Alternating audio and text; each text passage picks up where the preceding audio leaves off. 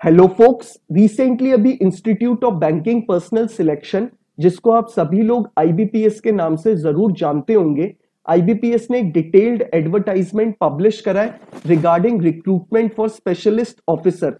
हम इस वीडियो में specifically in and out legal vacancy के बारे में बात करने वाले हैं कि कितनी नंबर ऑफ वैकेंसी निकाली गई है, क्या एलिजिबिलिटी क्राइटेरिया मांगा गया है, क्या सिलेक्शन प्रोसीजर हमारा इसमें होने वाला है, क्या एग्जाम पैटर्न होने वाला है, क्या क्या सिलेबस इसमें आपका आने वाला है, और लास्ट ईयर की कैटेगरी वाइज कितनी कट ऑफ गई थी जिसपे फाइनल सिलेक्शन हुआ था। ये सारी डिटेल्स देने से पहले मैं एक इंपॉर्टेंट इंफॉर्मेशन देना चाहता हूं। जो भी बच्चा लॉ स्टूडेंट है, लॉ ग्रेजुएट हो चुका है या फिर प्रैक्टिसिंग एडवोकेट है ऑल ओवर इंडिया के किसी भी कोर्ट में, वो इस चैनल को सब्सक्राइब कर सकता है। रीजन बीइंग, इस चैनल पे आपको इंटर्नशिप्स के रिगार्डिंग, साथ ही साथ जॉब वैकेंसीज, जुडिशरी की vacancy, public sector undertaking PSU की वैकेंसी, और इम्पैनल होने के लिए जो प्रैक्टिसिंग एडवोकेट है उन्हें इम्पैनल होने के लिए ऑल ओवर इंडिया में जितनी भी वैकेंसी और इंटर्नशिप्स निकलती हैं, इस चैनल पे आपको सारी अपडेट्स टाइमली मिल जाती हैं ताकि आप उन रिक्रूटमेंट प्रोसेसेस का पार्ट बन पाए। अब हम इस डिटेल्ड एडवर्टाइजमेंट को देख लेते हैं। इसमें जो हमें आईबीपीएस डेजिग्नेशन ऑफर कर रहा है वो लॉ ऑफिसर की स्केल 1 की डेजिग्नेशन ऑफर करी जा रही है, और आईबीपीएस इस बार नंबर ऑफ बैंक्स को जिनको इंक्लूड कर रहा है वो 11 है, जिनका नाम है Bank of Baroda, Canara Bank, Indian Overseas Bank, UCO Bank, Bank of India, Central Bank of India, Punjab National Bank, Union Bank of India, Bank of Maharashtra, Indian Bank and Punjab and Sindh Bank. Total 11 banks के लिए आईबीपीएस इस बार exam conduct करा रहा है। Important dates की बात कर लेते हैं। सबसे इंपॉर्टेंट जो चीज है इस फॉर्म के लिए, अगर आपको रिक्रूटमेंट प्रोसेस का पार्ट बनना है तो 21 अगस्त 2023 से पहले आपको ये फॉर्म फिलअप कर देना है, अपना रजिस्ट्रेशन प्लस अपनी फाइनल पेमेंट कंप्लीट कर देनी है, तभी आप इस रिक्रूटमेंट प्रोसेस का पार्ट बन पाएंगे। अब बात कर लेते हैं इसके एग्जाम की। इसमें आपका पहले प्रीलिम्स होगा, उसके बाद मेंस होगा और फाइनली आपका इंटरव्यू कंडक्ट कराया जाएगा। इसमें आपको पहले ही आपके प्रीलिम्स की और मेंस की डेट रिवील कर दी गई है।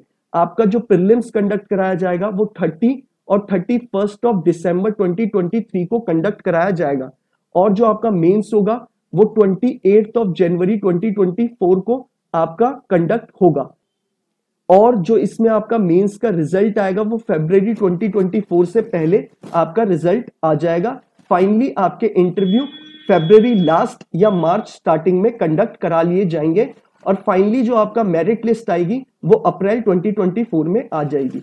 अब बात कर लेते हैं एलिजिबिलिटी क्राइटेरिया के बारे में। हम इसमें सीधा लीगल वैकेंसी के बारे में बात करेंगे।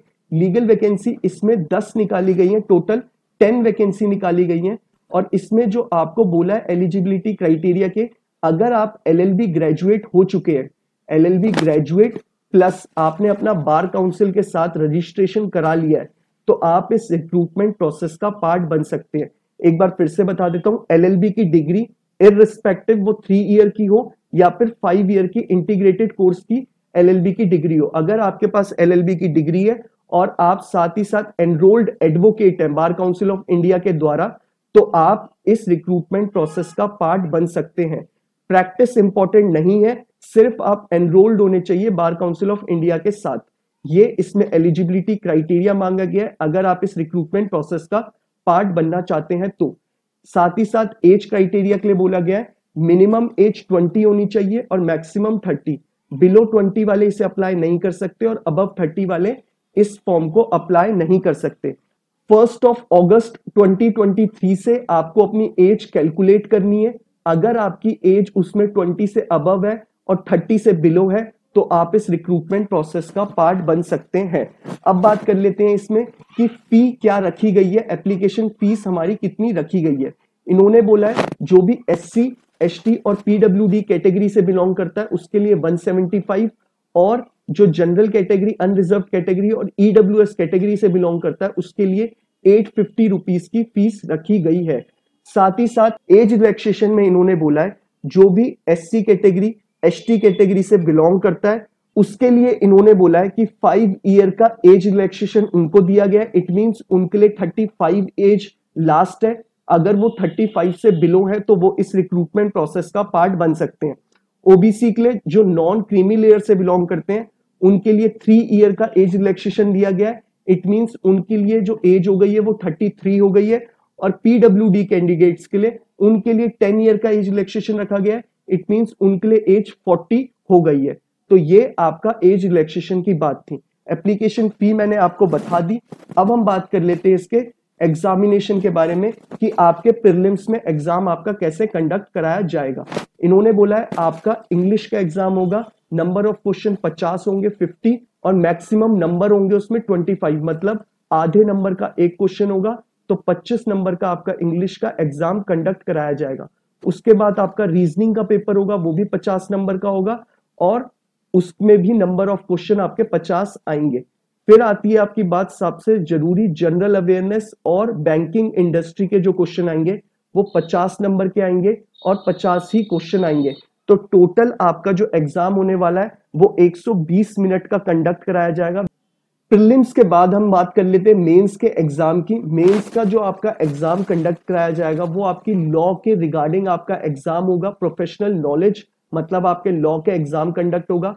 60 नंबर का ये एग्जाम होगा और 60 ही क्वेश्चन इसमें आएंगे।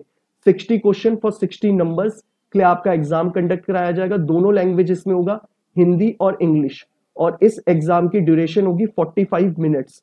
तो ध्यान रखिएगा, आपको जल्दी से जल्दी अपने क्वेश्चंस अटेम्प्ट करने हैं, इसलिए आप अपनी स्पीड पे जरूर काम करिएगा। अब हम इसके लॉ ऑफिसर के रिगार्डिंग सिलेबस को देख लेते हैं। बैंकिंग रेगुलेशंस के रिगार्डिंग जितने लॉ हैं वो आपको पढ़ लेने हैं। आपको कंज्यूमर प्रोटेक्शन एक्ट पढ़ लेना है, मनी लॉन्ड्रिंग एक्ट पढ़ लेना है, लिमिटेशन एक्ट पढ़ लेना है, बैंकिंग स्कीम के बारे में आपको ध्यान रखना है, उनके बारे में पढ़ लेना है। Laws and action with the direct link to banking sector, जो भी बैंकिंग सेक्टर के साथ डायरेक्ट लिंक करते हैं लॉज, उनके बारे में ध्यान से पढ़ लेना है। बैंकर बुक एविडेंस एक्ट के बारे में पढ़ लेना है और डीआरटी एक्ट के बारे में पढ़ लेना है। अगर आपको ये सिलेबस इन डिटेल चाहिए तो आप नीचे मुझे कमेंट बॉक्स में या फिर इंस्टाग्राम पे या फिर ट्विटर पर मुझे टेक्स्ट मैसेज में अपना मेल ड्रॉप कर दीजिएगा, मैं उस पे आपको ये सिलेबस भेज दूंगा। बाकी आपका ये फॉर्म को फिलअप करने की लास्ट डेट मैं आपको फिर से एक बार बता देता हूँ, 21 अगस्त 2023 से पहले आपको ये फॉर्म फिलअप कर लेना है, तभी आप इस रिक्रूटमेंट प्रोसेस का पार्ट बन पाएंगे। टोटल ये एग्जाम आपका 125 नंबर का होने वाला है, उसमें से आप अच्छे नंबर स्कोर करेंगे तभी आप इसमें सिलेक्शन होने की आपकी चांसेस होंगी। अब बात कर लेते हैं मोस्ट इंपॉर्टेंट चीज के बारे में, जो कि हमारी लास्ट ईयर की कट ऑफ थी, जिसके बेसिस पे मेरिट लिस्ट बनी थी और उसी के बेस पे फाइनली सिलेक्शन हुआ था। तो लास्ट ईयर जो लॉ ऑफिसर के लिए शेड्यूल कास्ट के लिए जो कट ऑफ गई थी वो 46.38 की थी, एसटी कैटेगरी के लिए 51 की गई थी, ओबीसी कैटेगरी के लिए 47.50, इकोनॉमिक वीकर सेक्शन के लिए 48.50 और अनरिजर्व्ड और जनरल कैटेगरी के लिए 51 की कट ऑफ गई थी।